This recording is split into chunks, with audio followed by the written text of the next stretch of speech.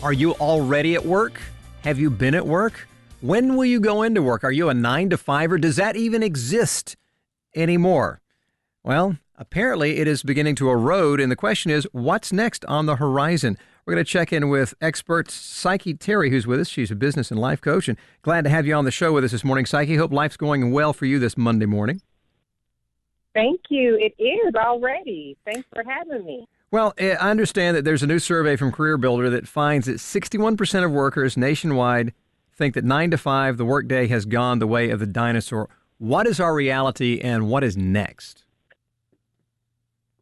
Well, the reality is this is it. This is what we're seeing. This is what's happening is we've connected to our cell phones. Our cell phones are 100% like our buddy and our friend and connected, right? So it's worse than a puppy. We can't put it down. We can't stop stroking it, right? Yep. We've got to be connected, and it's a personal issue. It's a psychological issue, but it's also, it's connectivity. So it's not just a problem. So I vote that this is okay. It's okay that we're being a continuous workforce. Because people are, I find myself doing this. I'm checking emails. I'm even checking in on our social for the radio station to see what the conversations are there, to understand what's going on. And of course, we text each other all the time, it seems like, with what's going on. So for me, the workday, I get into work at 4:30 in the morning, but it may not end until about the time I put my head on the pillow at night. How is this as far as business getting done, and how are people reacting to it? Are most folks okay with this, or do some folks feel that maybe it's a bit much? Well, of course, and I take empathy immediately with your situation, right? Because I don't think that's the norm, but it's what it takes, right, to do what you want to do. However, I think that this is the norm for other folks that are in similar situations when they're not up at 4:30 a.m. They're not out, at 12 a.m. or so, but they are connected probably from 5, 6, 7 a.m. until 12 o'clock in the morning. And what I'd like to share with folks, and what I think is important for you and for other folks to know, is, hey, it's okay, number one, right? Because we have this daunting feeling that we're bad or we need to put it down. But if you're getting what you need and you're connecting with the folks you need to connect to, I say that's okay. But, right, there's a huge but behind it. I heard that in your voice. There's a but behind it, and that but is definitely take time off. So I'm not saying it's not okay, because I can raise my hand. Hi, I'm Psyche, and I am addicted to staying connected. Yes, it's me. I'm on my phone. I want to be connected to everything, so I can't preach one thing and then do another, right? Mm-hmm. But I do know when and how to put it down. And I think that's what we're missing as a society. And if we don't figure that out quickly, we will begin to deteriorate much more faster than we should. Our mental, our physical, our personal, our emotional, just all of it will start to just clamor because we're overworking muscles that just really should not be worked so hard. What about from an employer standpoint? What should we be able to expect in connectivity with our employees? Where should we draw the line to help provide some of that balance? So it's a two-way street, right? So me as an employer, we've got folks that work for us, and I've been an employee before, and I've worked offline from my boss where that's the only way they knew how to connect was via phone or cell phone. So as an employer, it's important that we know, hey, stop. Even though it's this bright morning star of a thought process that you have going on that needs to happen 5 a.m., you got to let them know, think about it. Is this a good hour? Is it absolutely important? Will the fire just come apart? Will the timbers fall if they don't get this message? If the answer is no, then wait. I have to tell myself that all the time. It's a burning thought and desire in my heart because I'm a leader, but maybe not for the folks that are following behind me. Maybe I can write it down and remember to give them that information later. For the employee, it's important that we also let our bosses know, let our leaders and directors know, hey, this is the time that I'm out, right? So maybe they're not a 4 a.m.er or a 12 a.m.er because they're not leading organizations. Maybe they're supporting staff, and that's okay. We got to have our supporting cast. So it's important that they're telling us, hey, 2 hours before bed, I'm done. Please do not. 2 hours before I wake up, please do not. This is what time I'm in. This is what time I'm out. Do not contact me around these times, but not just for the employer, but make sure our friends, our family, our Facebook friends, make sure they all know this thing, that this is when I'm out and this is when I'm in. Now, just because we can be connected all the time doesn't mean that we should be connected all the time. Hey, Psyche, I appreciate you being with us and sharing these words and some great advice for both employers and employees to communicate, to understand each other. And once we do that, it probably will take out any maybe head off some problems in the future where you didn't get my message, or I'm not going to talk to you then. How do we find out more? Do you have more information? Can we get in touch with you? Please, absolutely. I'm at psycheterry.com, and that is PSYCHE Terry, TERRY.com. That's everything at Psyche Terry on all social medias as well. So simple enough. I love it. I love it. Hey, Psyche, thanks for being with us. I hope the rest of your Monday goes just as well, because this has been a blast. I appreciate it. Thank you. Now on Colorado's Morning News. Actually, sounds like a pretty good way to make a living. Is an 8-hour workday a myth? Are we all on call essentially all the time? And what should we do to get back that work-life balance? Business life coach Psyche Terry is on the live line to talk more about it. Good morning. Good morning. Any idea what percentage of us are working 9 to 5? Because it's got to be a heck of a lot less than it was when that movie came out 30 years ago. Exactly. I think nobody is. Yeah. I was reading something like, this is a new survey from Career Builder, 61% of workers nationwide thought the 9 to 5 workday has gone the way of the dinosaur. There's something sad about that. No, it's a matter of connectivity. It's a matter of us wanting to be connected at all times, and in some cases being fearful that if we don't, someone else will, and we'll get misplaced or displaced out of our roles. And in some cases, a little bit of it is just being, self-consciously aware that, hey, I'm important and they need to hear from me. Yeah, I would say some of it is the workplace's fault because of their expectations, but then a lot of it is the worker's fault that they just can't turn off that business mind and they can't stop checking emails ever. Yeah. It's really sad because the truth of the matter is everyone's seeking and searching for success. Mm-hmm. And this is when I get to have fun and say, hey, I became a multimillionaire not this way, right? So people listen and they perk their ears up to find out, well, excuse me, wait a minute, I thought I needed to be connected all the time. And the thought is, yes, I stay connected, but yes, I also am sure to take time out for me. Yeah, so how do we do that? Is there a proper way to balance this work-life thing that we hear so much about? It's so important for folks to say, hey, this is the time that I am available. This is the time that I'm not available. And it's easier said than done, even for me. But if we can start to carve out, okay, I will leave at 5 o'clock on Fridays and I'll shut down for a little bit of time, or I will shut down when it's time for lunch, or I will shut down 2 hours before bedtime, or I will for sure shut down and be turned off continuously while I'm asleep. Not, because in some case, some folks are up just at the drop of a text message or a Facebook buzz or a message from our boss or email. And it's truly just a matter of saying to self, hey, self is important here, right? Yes, self is important. Okay, this self, we're going to shut down self. Yeah. I don't know. How about for you with your time? Yeah, I know. I hear what you're saying, and I don't even take a lunch because my shift doesn't go as far as lunch. So there's, you're working 8 hours straight without taking a break, and I think a lot of people are in that boat. And then you hear all the numbers of people who don't even take the vacation that they earn every year. Psyche, I'm out of time. We got to go with that, but thanks so much for your advice. Thank you. Yeah, business and life coach Psyche Terry on the live lines. Working 9 to 5.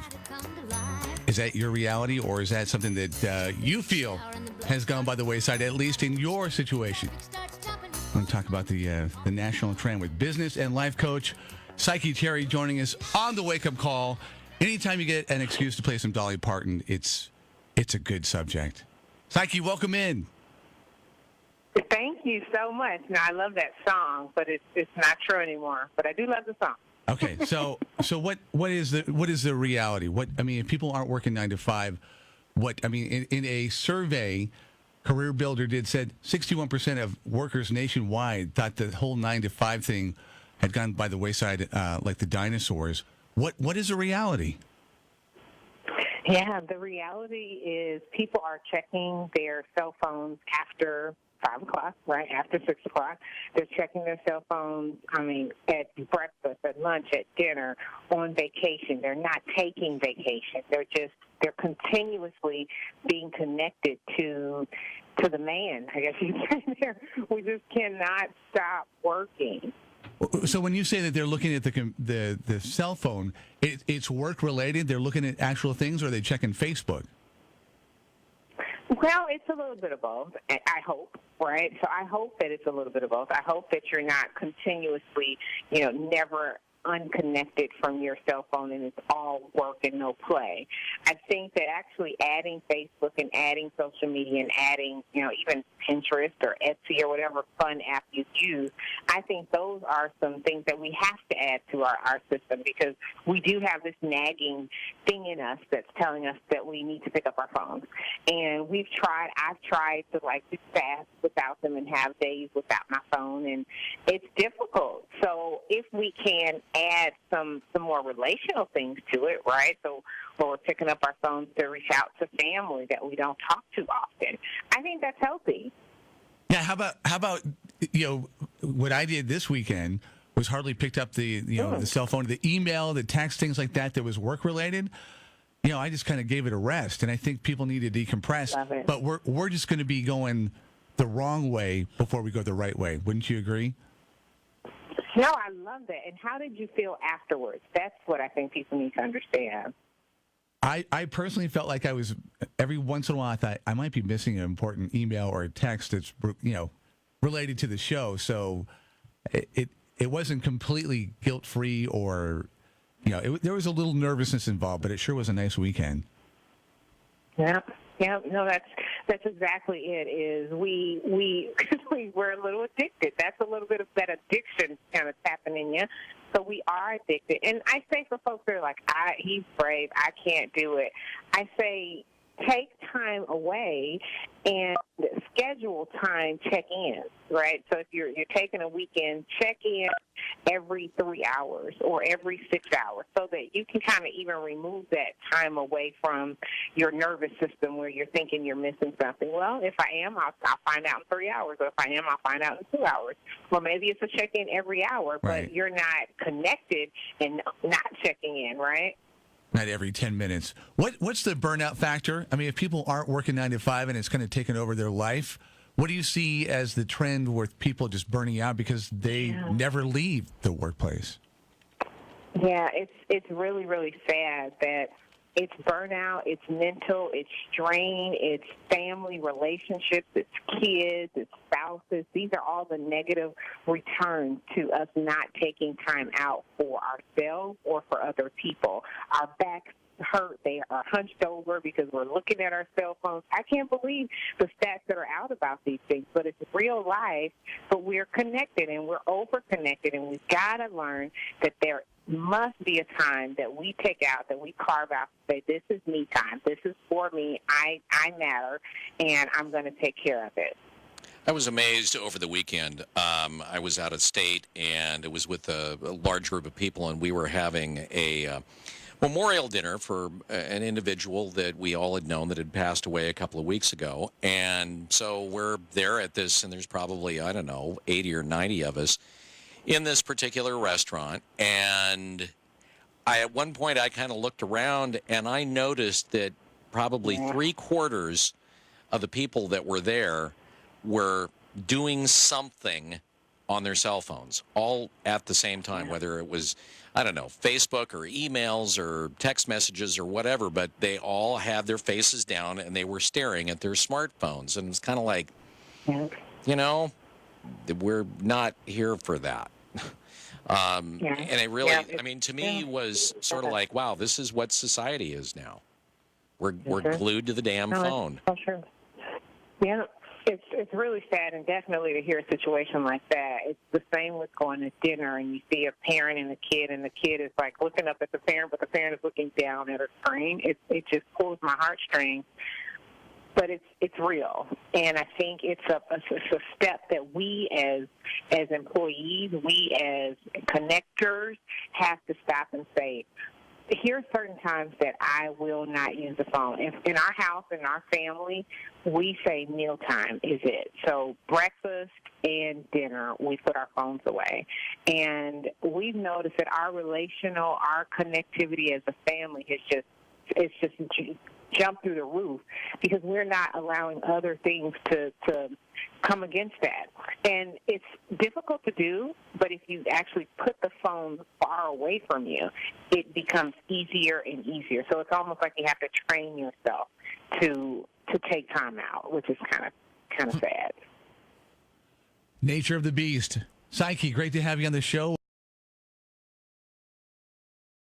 Working 9 to 5 is a thing of the past. Everybody working seems 24 hours now, thanks to their tablets and thanks to their smartphones as well. Business coach Psyche Terry joining us on 710 KURV. Are you one of those, Psyche? You plugged in all the time with your tablet and your smartphone? I will raise my hand and say, yes, I am slightly addicted. I am. Yeah. Like four of us. You know, we could talk about how to mitigate this, but there's always the competition. See, if we don't do it, our competitors will do that and outperform us. You can put that pretty much in any industry. Yeah, well, absolutely. It's not even just in work, right? It's relational, and a lot of it is relational. I mean, even when you're at work, from what I understand, not that I do it, or not that I have any employees that do it, but I understand that folks are still connected to Amazon and Facebook and everything else. So even when you're there, you're double working. So we're tripling, and we're continuing throughout the clock, from 9 to 5 on top of 9 to 5. Yeah, I mean, is anybody working 9 to 5, strictly 9 to 5 hours these days? I mean, I don't know if any company would think that would work these days.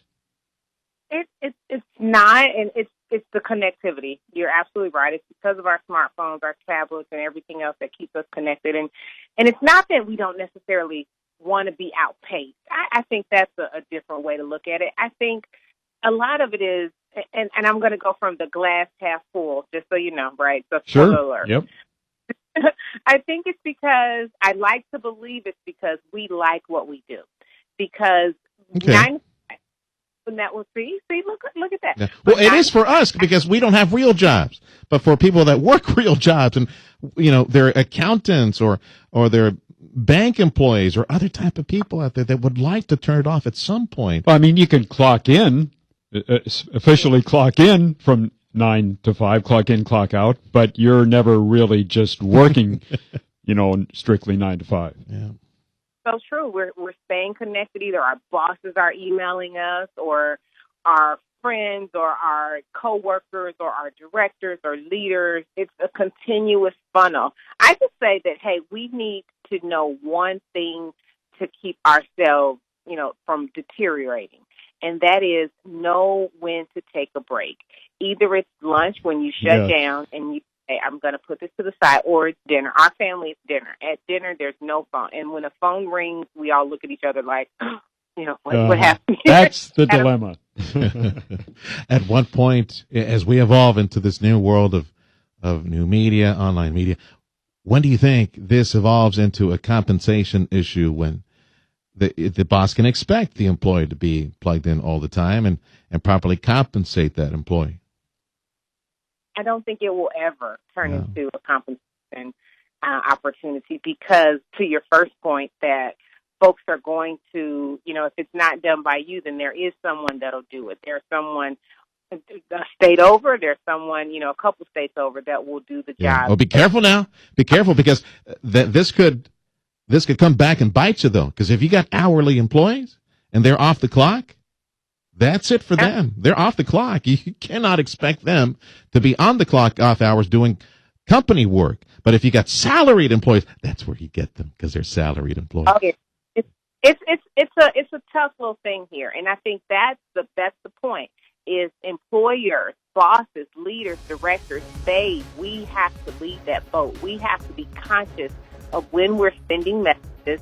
If it's a hot topic that we can't get away from or that we can't get off of, then we recognize the time. We realize that we're working with humans and not animals and not machines, and we say, hey, I'm going to wait because they're not going to fall apart. The company won't deteriorate without us or without this message being sent. I'm going to recognize that it's, 2 a.m., and I'm not going to expect a call. But if it's an hourly employee, yeah, that person has every right to Yeah, say, you respect that. Absolutely. Thank you, Psyche. Psyche Terry, business coach, joining us on 710 KURV. Well, Dolly Parton was wrong. Working 9 to 5 is not the way to make a living. Psyche Terry, PsycheTerry.com. How are you? I'm good, thank you. How are you? We have a life coach and, very successful person. I can't even, all the CEO and founder stuff, and boy, you're a real entrepreneur, aren't you? I am. I work very hard, almost around the clock. How do you stay motivated? I mean, not everything works perfectly as planned. How do you keep going? I take breaks. I mean, this whole thought about working 9 to 5 is it is true that it's over, and that I don't do a 9 to 5. I haven't done a 9 to 5 since I was in college, probably. Yeah. But true, the way I stay motivated and the way I stay on top of things is staying connected and having my phone with me, but being able to travel and do what I want to do and still stay connected. So it's kind of a good and a bad. Yeah. The bad is you just can't work 22 hours a day, Psyche Terry. That's too much. Yep. Nope, you're absolutely right. So what I tell my friends and what I tell the folks that I consult is take time out. Yeah. So I have no phone times, and that's when I'm doing dinner with kids or breakfast with kids or just pretty much dinner and breakfast. Yeah. I do my dinner, breakfast for sure. No phone zone. Yeah. That's important to have good quality FaceTime, all of those things. But these days, if you're not stuck in a cubicle, why would you ever retire? Yeah. No, it's the coolest thing, but it can also tear us up, right? So we're looking at our phones, and our backs are tearing up, and our necks and our eyes are strained, and our heart is pacing more than it should. But we're doing what we like. We're doing what we enjoy. We're no longer, doing things that we're just going to work to go to work, and then we check out completely. We're in because we're actually doing stuff we like doing. How many people do you consult? How many people? Well, I'm over 100. Wow. How in the world? How do you do that? You must have files on everybody, or how do you remember all their names and their situations? It's so personal. I get their relationships. I get what they're doing. I get what they're going through. It's really a connectivity deal once again, right? So they want to be connected. I want to connect with them and help them grow and be better folks. So I stay connected. Are you surprised, Psyche Terry, are you surprised the need to have somebody to talk to? I've never not wanted to talk to people. I've always loved, when I was a kid, my parents would take away the phone, and that was like travesty. That was, keeping me away from hanging out with my friends. That was a breakdown. So now adding social media to it, has been just amazing for not just me, but everyone else that I'm connected to. But there's a need for people out there to need you because they don't have anybody to talk to. I think it's this thing that it's a new age. And this new age to me is folks want success. Folks want betterment. We all want to be better than we were, or better than we understood best to be. So we're pushing and we're willing to read. We're willing to watch an umpteen amount of YouTube videos on how to be better. 10X wouldn't exist without all of this betterment that we want. So it's a matter of, yes, I want to stay connected. I want to listen. I want to hear. I want to ask. I want to talk. But it's because I want to be better. Yeah. How bad is that? No, not at all. You always want to. What the old Ohio State football coach say every day? You get you get a little worse or you get a little better, but you don't stay the same. So you might as well get the arrow pointing up. Yeah. Psyche Terry, how do people find you? I'm at PsycheTerry.com, and every social media handle is Psyche Terry. I spell it PsycheTerry. Well, try and get some sleep this week. Come on. Thanks. I do my best. Thanks for your time. Appreciate it. That's Psyche Terry, ESPN 93.5. Working 9 to 5, what a way to make a living. Getting by. Dolly Parton might have thought the 9 to 5 workday was all taking and no giving, but now it might actually be worse. Business and life coach Psyche Terry on the Kogo News Live line. Good morning, Psyche. Good morning. So most of us are working way more than 40 hours a week, right? This is correct. We are around the clock, actually. It's difficult to even get some sleep because we're sometimes even dreaming about our jobs. That does not seem healthy. Well, so survey says it's not. It's definitely not healthy when it comes to our backs being strained, to our eyes being strained, to our physical, our spiritual. All of that can be a difficult, concern with this addiction that we all have to work, but also that our bosses have to us working. So 20, 30, 40 years ago, people did work 9 to 5. They went to the office, they did their work, and they came home. What's changed? I'm going to look at this glass half full, and I'm going to say that in some cases, we enjoy our jobs. Right? How's that? We enjoy what we're doing. We don't mind an email, right? So you guys in radio, you hopefully are enjoying what you're doing. You want to be connected. You always want to, be on top of what's happening. It's a part of who you are. It's exactly what's happening with other people. But then you have some cases where it's abused and it's done wrong. But my hope is that it's because we enjoy it and we don't mind being a part of what we're doing because it kind of says who and what we are. All right. So for those who do mind, though, because they're not able to carve out enough family time, the boss might expect instant answers to emails, the whole thing. How do you put boundaries up and say, this is a place where I have to say, no, I'm not going to do that? Yep. So I think there's some survey that says that when folks are getting hired, one of the first things that they're asking is, what's your off hours time look like, or what does your vacation time look like? I think right away when we're interviewing for jobs, we need to be upfront and connective with our future boss or future employer to say, so this is the time that I need to be me. And when I'm me, I'm the best me for you. I think those are the thoughts that we have to start instilling in ourselves. It's not even just with our boss, but even our friends or any other social media platform that I have to turn this off so that I can be a better person. I've had to do it personally myself. At dinner, we don't do phones. We have a no cell phone zone where we get a chance to hear some of the craziest things from 6-year-olds and 2- and 4-year-olds that we can hear. But we've got to do that. We've got to be intentional about it. Okay, but what if your boss is calling and they say it's very important? Should we be expected to answer that call when we're off the clock? I think that we should have an understanding and a mutual agreement with this boss that it's something like with my husband, right? If he calls twice, it's an emergency. But if you're reaching out multiple times in a day or multiple times in a week, there's something we've got to sit down and have a talk.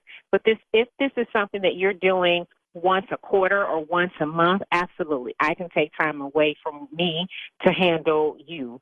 But it cannot be an abused constant thing. That means that something else in this circle is broken. And that's a different conversation. Now, if you're the boss and you think to yourself, oops, I recognize myself in all of this, how can you stop yourself from sending those emails that aren't important? Well, welcome to my morning. This morning I had an email that I thought was awesome from one of my marketing folks, and I just paused and said, wait. Is it life-threatening? And if it's not, then no, don't do it. Because the thing is, the employee They want to be responsible. They want to show that they're that next one in line. They want to do everything they can do. But that's not fair to me to abuse that power, and that's exactly what it is. It's an abuse of power. All right, business and life coach Psyche Terry joining us on the Kogo News Live line. We appreciate your time.